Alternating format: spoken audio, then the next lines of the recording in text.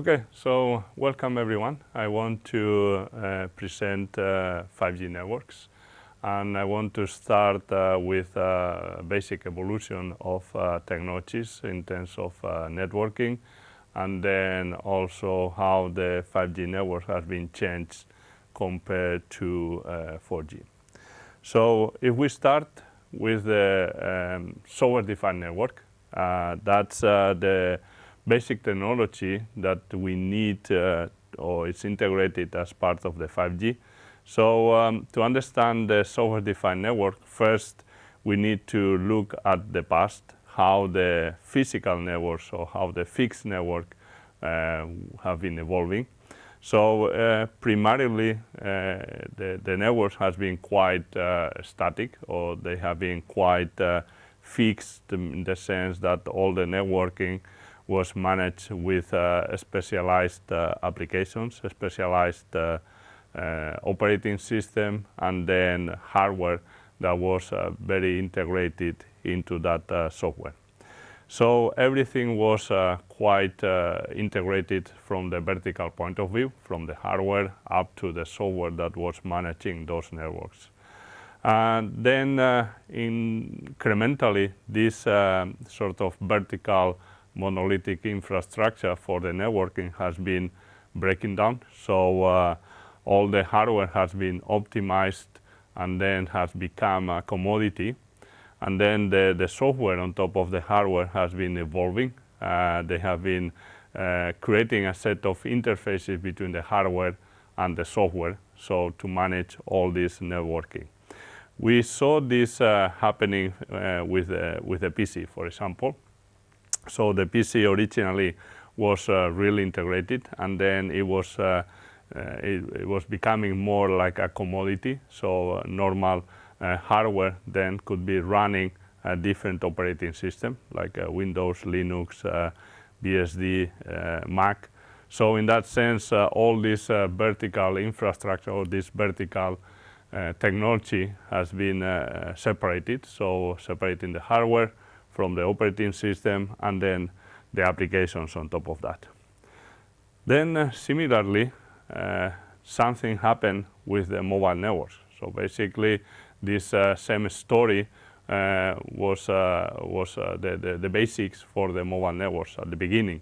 So everything had to be optimized, everything had to be integrated as a very monolithic solution. So in that sense, over the time, the mobile network has been suffering or has been evolving in the same way as the fixed networks. So that was happening, for example, lately with the operating system that have been separated from the hardware. So now we have Android as operating system, or we have the Mac operating system that then is running on a commodity mobile devices and so on. So this kind of trend has been the motivation in the networking. So basically, at the beginning, all the network has been deployed in fixed infrastructure with a huge set of hardware that then has been over time separated. So basically, this specialized hardware has become a commodity, and then there's a control plane that is interacting with that hardware. With that control plane, then we can define different features that this hardware can do for us. So in this case of the switching, all the components that are managing the packets at the low level, that has been sort of focused into optimizing the behavior of the packet management. And then on top of that hardware, then it's been defined an interface, which then that interface allows to implement a different control plane. So this kind of interface then helps, so for example, not only in fixed network, but then as we will see in the mobile networks, to implement different functionality, depending how we want to treat that packet. So before, all this was part of the hardware. So the hardware was including all the physical components, the operating system, and the applications, that decide what to do with the packets when they arrive to the network. Now, with this separation of the hardware, the control plane, then we can design applications in the same way that we saw, or we have seen the applications that have been designed for the mobile devices.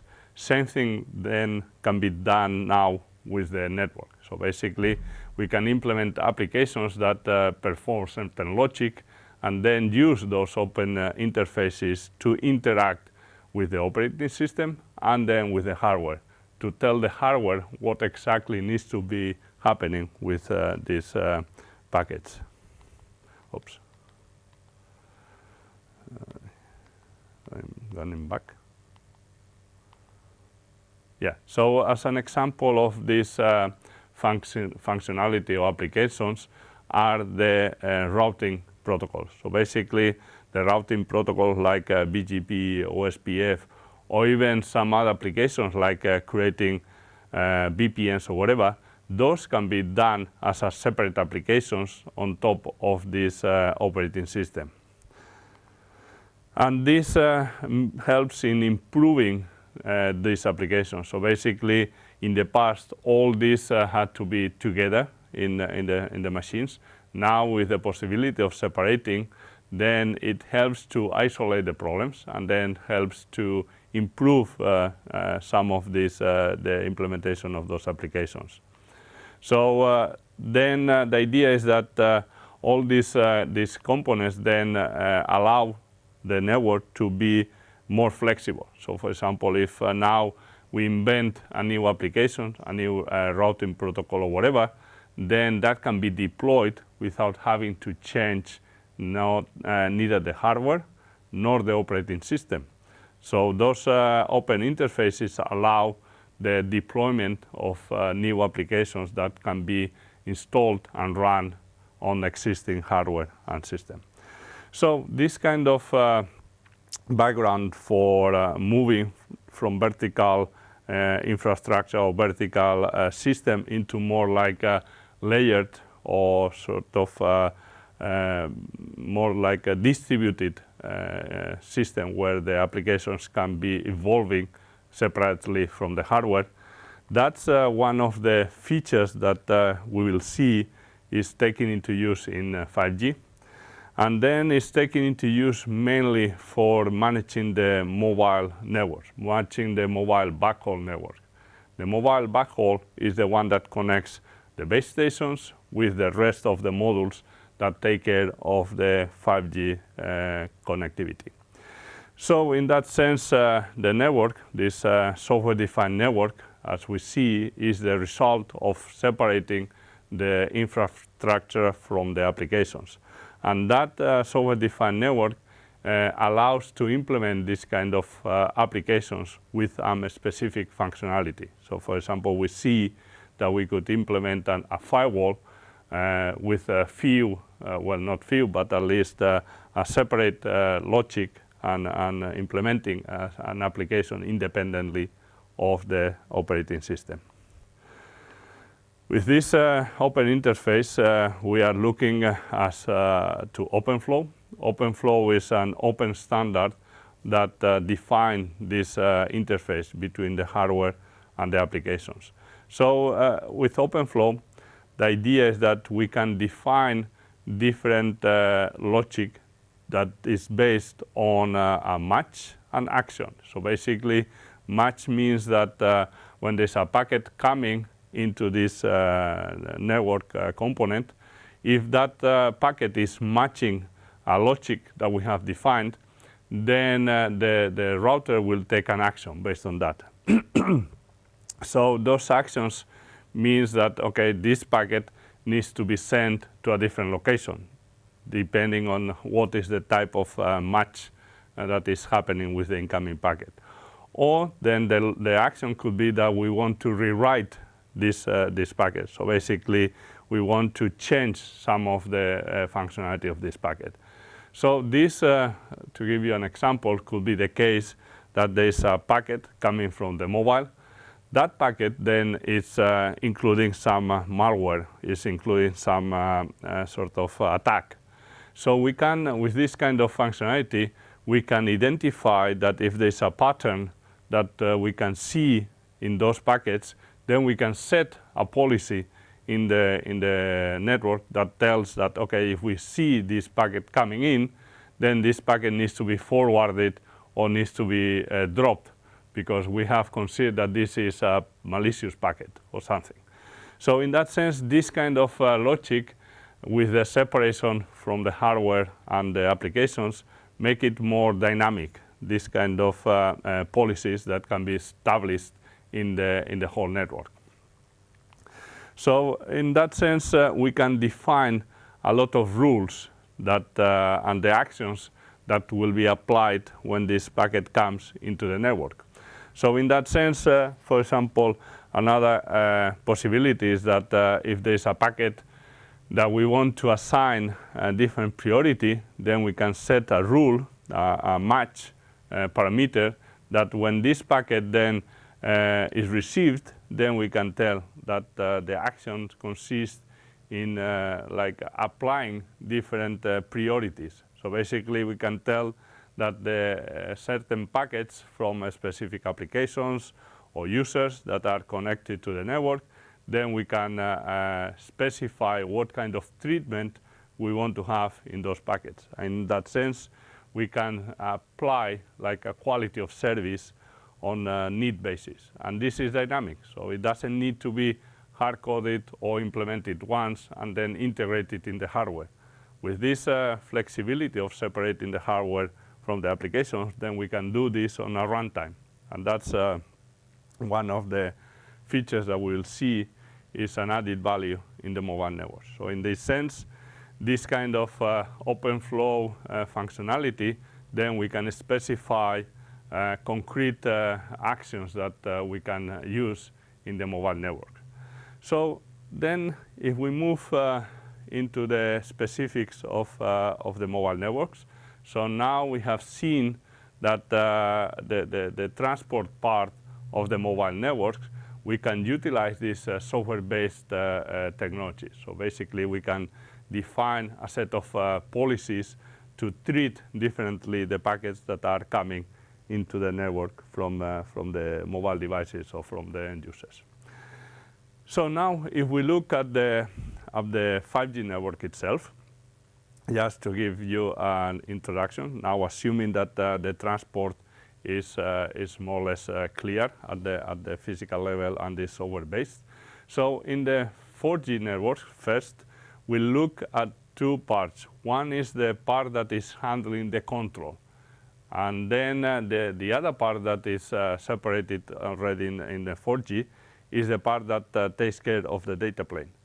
This is again one of the main differences from the previous mobile networks. So in 2G and 3G, all this was still integrated. So basically, in the mobile networks has been happening the same mechanism that has been in fixed network, in the transport network. So as we saw in the fixed network, everything was integrated in the hardware and then incrementally has been moved or separated hardware from operating system and software.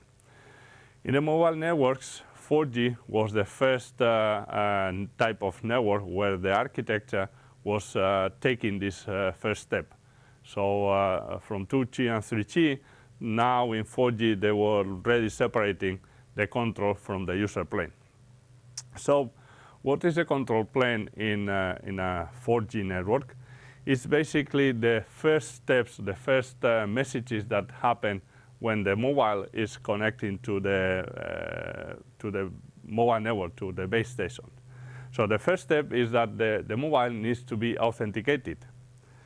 So the network, one of the key advantages of the mobile network from the beginning is the security and privacy. So in that sense, the mobile, when they first connect to the radio, to the base stations, then they should signal to the system what are the IDs, what are the credentials that they are given by the operator. So the operator has written that information into the database, but then that same information is written into the SIM card, which is then included in the mobile. So that means that when the mobile first connects to the network, then as part of the signaling, then the network needs to go to a database and then compare that this information is valid. And then the network starts authenticating the user. So basically the network has to ask the users to some proof that this device is the one that it's claiming to be. So in that sense, in this part of the signaling, the mobile and the network, they start handshake. So basically they start sending like a token, which then the mobile has to confirm and then has to verify and send some token back to the network, which then will also verify and then compare to make sure that this device is trusted. Once this first signaling for the security is completed successfully, the next step is that we need to assign a connectivity session to that user. So basically, in order to assign a connectivity session, the network needs to assign an IP address to that mobile. And that's still part of the signaling. So in the first security mechanisms, the entities that are involved in the 4G is what is called the MME, which is the mobility management entity, which is taking or checking this security information from a database, which is the Home Subscriber Service, HSS. Then for assigning the IP channel or the IP address that will be given to the mobile, then the MME has to connect to the gateway. So basically what we have is a gateway that is going to serve that device, which is serving gateway. And then together with that serving gateway, there's a separate gateway which is managing all the packet data, which is packet data gateway. So once those gateways agree that this is the IP address that we can give to that device, then the MME informs the device about that IP address. So from that point on, all the data coming from that mobile will be sent with that IP address that has been given by the mobile network, by the core network. So all the data from those applications, YouTube, browsing, pinging, whatever you want to do from the mobile will be coming to the network, to the mobile network, using the IP address that has been assigned to that device. But then the thing is that this device will be moving across the network. So basically, normally when a device moves, then this connection is broken, because then the device is out of the coverage of that specific base station, and then needs to reconnect to another base station. So in order to maintain this connection, because the idea is that the mobile networks should make it seamless, this kind of mobility. So basically, in this sense, the IP address that's given to the device is maintained, but then that IP address will be then encapsulated into another IP address by the base station. And that encapsulation then allows the mobile to move around while keeping the original IP address given by the mobile network. But then when that device is in another base station, then the base station changes the address that is used to encapsulate the data. So basically it means that from the UE, from the mobile device to the YouTube application, they have the same IP address all the time. But then on the base station, when they change, the IP address that is used for the encapsulating is changing, because the device is changing to a different base station. So this is a bit of the basics of mobile networks and how they can support this mobility while keeping this kind of IP address during the whole lifetime or the connection of the mobile. So if we look at a bit of more in detail what is happening. So if we look first at the signaling, so first what comes to the signaling, there are a set of protocols between the base station. The base station in 4G is called E not B. And then the MME is the one, the entity that is taking care of mobility, authentication, and then signaling the IP address to the device. So In that sense, this signaling is happening in a set of protocols. So it's as we see, first starting with an Ethernet, and then on top of that we have several transport protocols, which is SCTP. And then inside the SCTP, then we have the specific messages part of the signaling. So basically that's called the S1 interface, or S1 protocol. So then the MME then needs to talk to, for example, to another MME to inform that this user is moving around. Or then the MME needs to inform to the gateway that now this user needs to be allocated this IP address. So then between the MME and those S and P gateway, serving and packet gateway, they will communicate also still using the IP UDP and some specific signaling, which is called GTP, GPRS Transport Protocol. So with these protocols, the base station, the MME, and all those networks, they start exchanging all the required information to allow the UE to get this IP address. But then once this information is exchanged between those entities, then the UE needs to send the data to the network to tell the network that I'm a trusted device, this is my ID, this is my security token, and so on. So then on top of that, the UE has to encapsulate that info in what is called NAS, which is another protocol that is used directly between the mobile device and the MME. So for example, in this NAS message, what we include, or what the mobile include, is all the SIM information that will be used to authenticate that user. So once all this signaling is completed, then all the data starts to happen. And then the data, as we saw, also it's end-to-end is IP, but then underneath the data, then it has to be the encapsulation. So basically the encapsulation that I mentioned that will be done between the base station and the gateways that are handling all the user plane, then that encapsulation is happening on top of IP. So as we see, the data coming from the mobile comes with it as part of the IP end-to-end connection, but then below that, there will be another IP layer, which is the one that is changing between the base stations. So basically that IP layer, it's changing when the device moves from one base station to another. So if we look at the higher level at the mobile network, this is how a normal deployment of a mobile network looks like. You might have thousands of base stations. But then under those base stations, then there should be like a physical connection, which, as we indicated, can be based on this software-defined technology that allows to set different policies.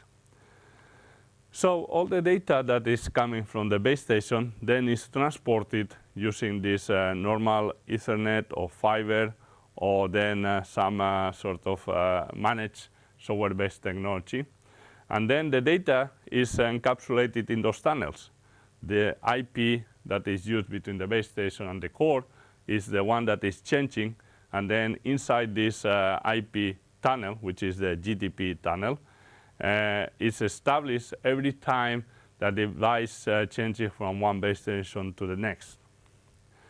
And that's translated in a set of multiple tunnels. So for example, for different applications in the same device, there should be a different tunnel.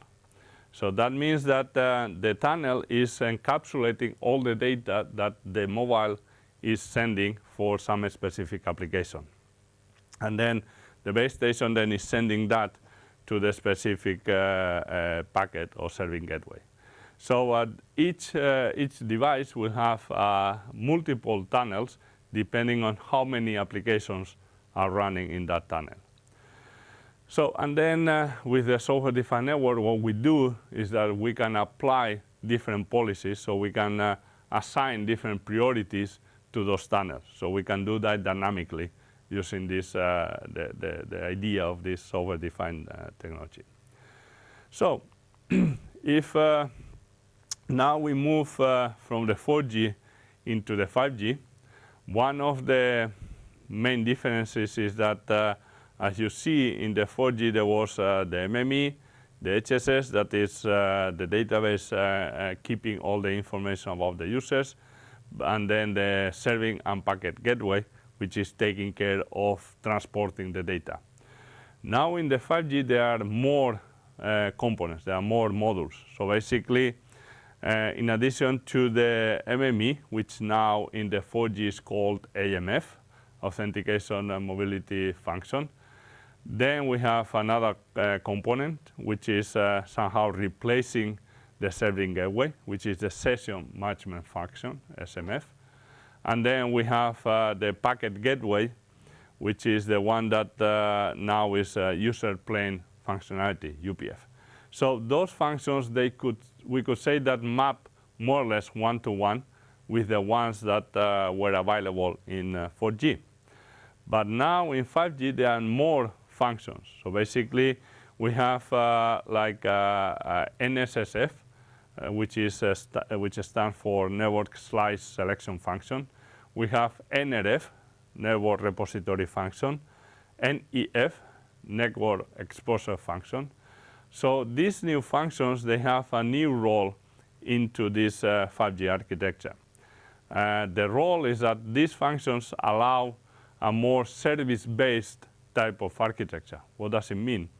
It means that now these functions are more dynamic. So there will be a repository, which is the network repository function, and that repository then keeps track of the functions that are active in the network. So that means that if there are new functions, then they can be added into the network, and then they can be registered into the NRF and made it available to the other functions.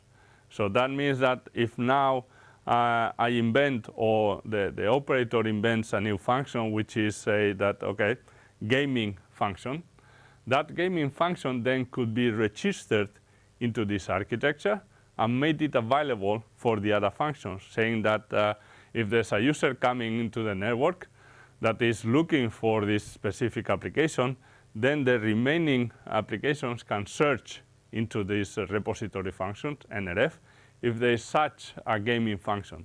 And then since that function has been added and registered, then it will be visible to the other function, and then that could be taken into use. Then the other component is, or the other feature in 5G is slicing. So basically, with slicing, the idea is that the network is separated into a small sub-network. So basically what they are called slices.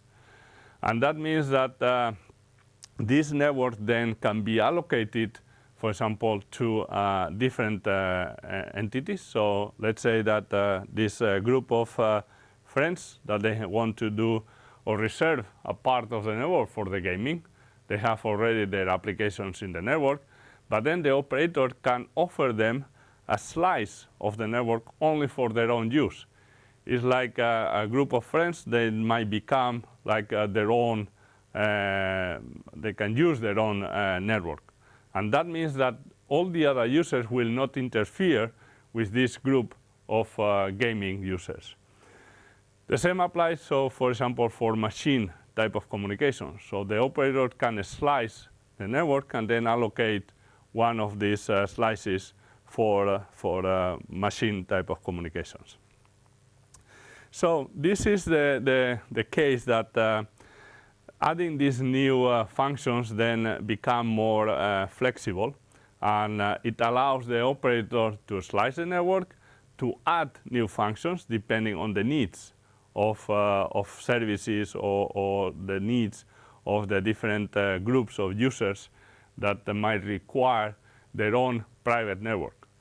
And that's the other thing that is being added in the 5G, the idea of non-public networks. The idea that someone can request either from the operator or they can build their own private network. So in that sense, someone, if they have the appropriate license, they can build up their own private network, which could be like the group of friends, the gaming. They can build using the one slide from the operator. Or then, for example, if they are in a shopping mall or whatever, they can build their own non-public network. And then they can use for their own usage this network using the allocated frequency. So in that sense, one example of this non-public network is mainly for industrial usage. So for example, let's say that we have a manufacturing company or a chemical company, a mining company, construction, even the shopping mall. The shopping mall here in our campus, they could build their own private network.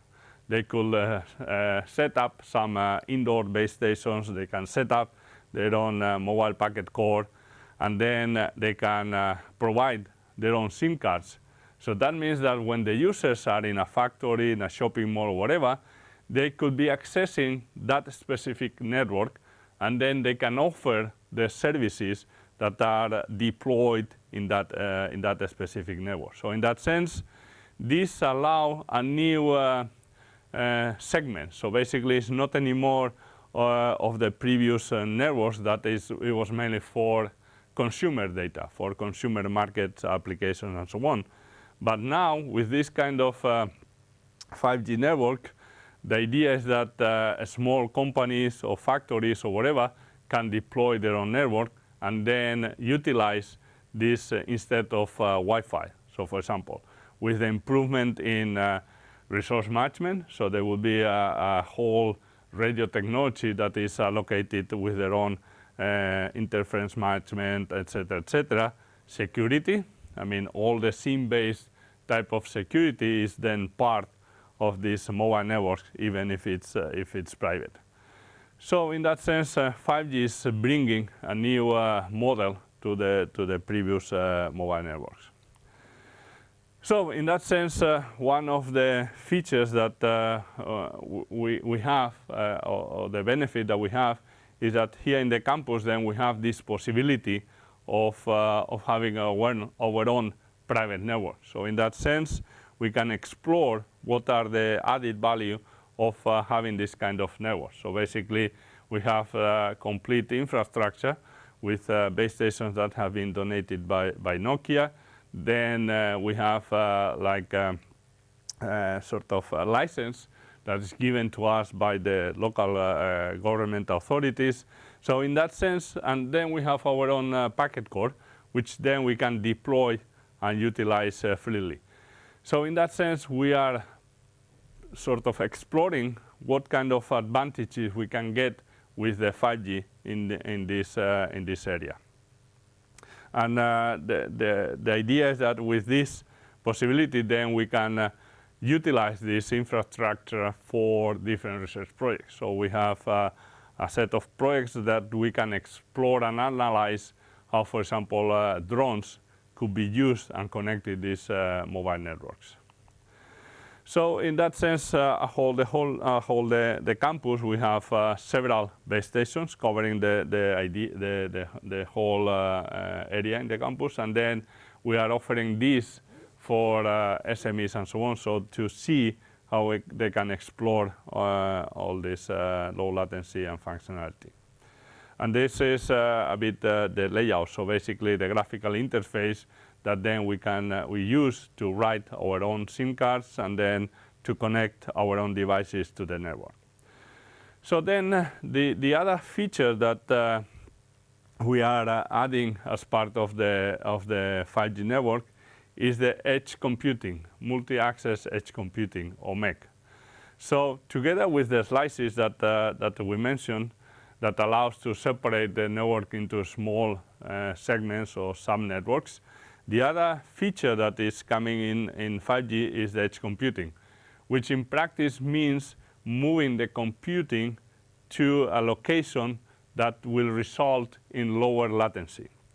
So in normal networks, all this processing, as explained in the architecture, happens after the packet gateway. So basically, the base station is tunneling all the data coming from the mobiles until the packet gateway. And then after the packet gateway, then all the packets from the mobiles are sent to the destination, whether it's YouTube or Google or whatever. But then those applications that require low latency, they cannot go all the way to the packet gateway, do the processing, and then coming back, because that's adding extra delay to all this round-trip communication. So one of the features of 5G is moving this processing from this centralized location into more local places where this computing can be happening, and then reducing this end-to-end delay between the base station and this processing. So that means that all this, the packet gateway that was centralized, then it can be moved besides the base station. So that means that as soon as the messages from the mobile reach the base station, from the base station then they can be processed physically in the base station or quite close to the base station. So then they don't have to travel all the way to the packet gateway, which might be quite far from the base station. So in that sense, the 5G architecture defines the mechanisms to identify those devices that require this low latency, and then allows to move the application to the place where this device is located, the device that requires this low latency. This is one example of network slicing. This is basically a real deployment that we implemented, as I mentioned, in the infrastructure that we have in the campus, where we assign a different packet gateway to the device that requires this low latency or low delay. So in that sense, as an example, we choose one gateway between Finland and Korea, and the other gateway that was located physically beside the base station.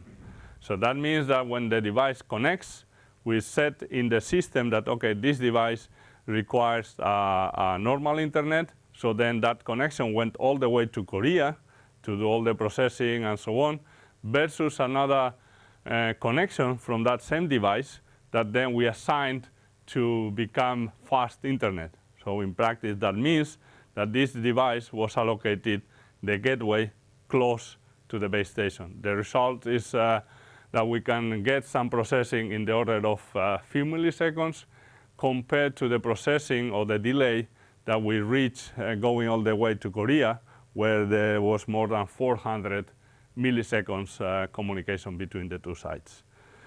So for those applications that require this low latency in the order of milliseconds, this kind of edge computing allows to deploy this kind of setup for those specific services. Then the other feature that, as I mentioned, is the network slicing, which I said. But then one concrete example of the slicing that we use is for example, for IoT data. So basically, the thing is that the IoT might result in an explosion of a lot of data. I mean, there are thousands, millions, billions of IoT devices, and we don't want to have those devices to interfere with the data from a normal consumer or those applications that require this low latency. So with the network slicing, then we separate the traffic from those devices from the other traffic.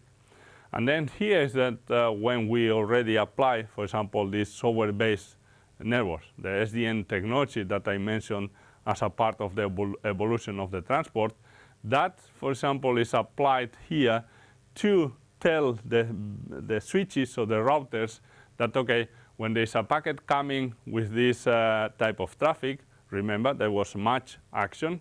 So we tell the switches or the routers in the transport network that when there's a packet coming with this match, then this packet needs to go to different switch, because we don't want that packet to be mixed with the packet that is coming from the consumer data or with the packet that is used for these low latency applications. So in that sense, this software-defined network then we can already utilize in this concrete example for network slicing, where we separate the different traffic to make sure that each traffic receives its own resources depending on the requirements. And then another feature that, well, it was already in 4G and then is coming also in 5G is the narrowband IoT. So basically means that data or radio that is mainly for transporting data or this communication from small devices. So basically with this, then the devices with these IoT devices then will have its own signaling, will have its own transport. So then they send a small packets and then they require a specific transport. So this allows to use the same network for IoT data. And then the last feature that it's already or was already in 4G is MBMS, which is basically how we can utilize the mobile network for broadcasting data. So basically, one example is like broadcasting TV data. So data that is coming normally over a TV signal, that data, that same information could be sent over the mobile network. So basically you will be able to receive like multimedia or receive like broadcast data using using the mobile network and then with your mobile device. So in that sense, we can reuse the infrastructure and then deliver also this multimedia data. And this can be done on based on regions, or then it can be done based on schedule, based on different time of the day. Then we can distribute this data from the different applications. Also for emergency. So for example, if you need to broadcast a emergency message to a large amount of devices, then you can send that over this network. And I think that's the last thing I wanted to share. I mean, there's also information about authentication, but that's more related to security, which I will skip. Okay. Thank you.